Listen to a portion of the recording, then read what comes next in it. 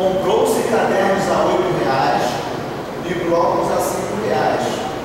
O número de blocos ultrapassa o de cadernos em 20.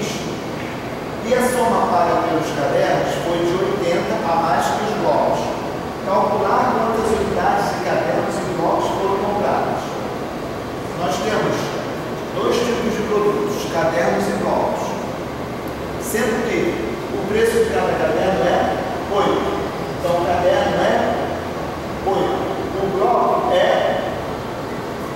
5. Então o caderno é 8 e o bloco é 5. Sendo que o número de blocos ultrapassa o de cadernos em 20.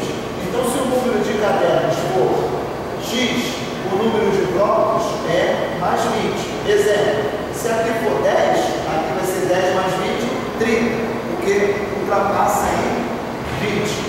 Então, se aqui for 20, aqui é 20 mais 20, 40, ultrapassa em 20. E a soma paga pelos cadernos foi de 80 a mais que os blocos. Então aqui, se fosse uma igualdade, aqui tem 80 a mais. Se eu for igualar, eu tenho que colocar 80 a mais no lado dos blocos, porque dos lados dos cadernos, a soma paga pelos cadernos foi de 80 a mais.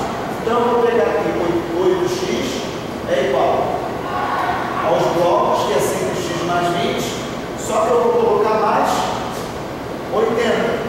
Porque a soma dos cadernos é de 80 a mais.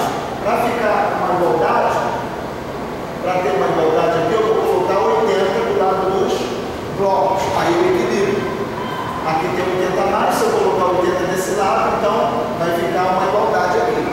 Então nós vamos resolver essa equação aqui, repete aqui.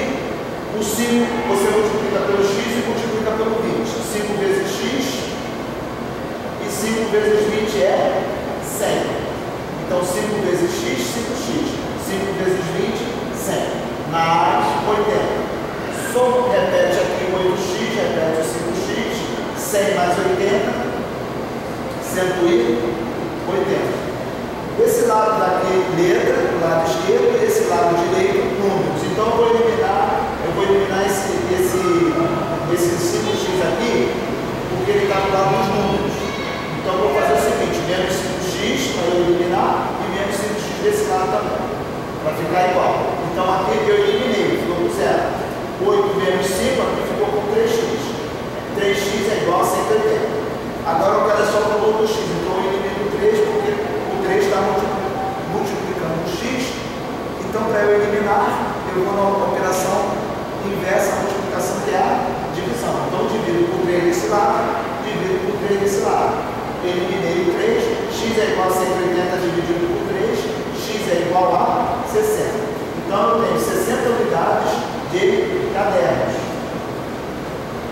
E eu tenho 20 a mais de blocos. Então, resposta: 60 cadernos.